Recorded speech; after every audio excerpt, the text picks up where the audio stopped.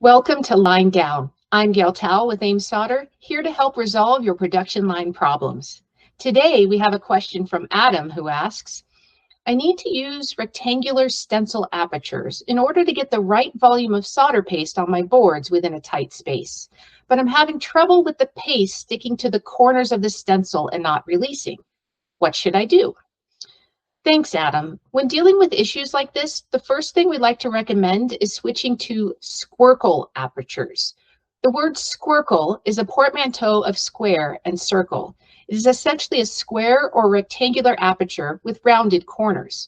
This design enhances paste release by minimizing sharp angles where solder paste typically accumulates, while also allowing for optimal volume in tight spaces.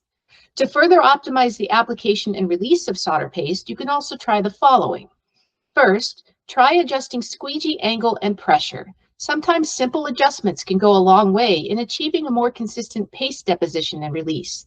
Experiment with different settings to see what works best for your setup. Also, make sure that stencils are regularly cleaned and inspected for damage or wear, which can negatively impact paste release. You might also try switching to using a coated stencil, as the purpose of the coating is to promote paste release. If all else fails, you can look into trying a new paste formulation. At AIM, we like to offer superior products coupled with expert support, so feel free to reach out to any one of our sales or technical support team to discuss solutions if you're still having issues. Until next time.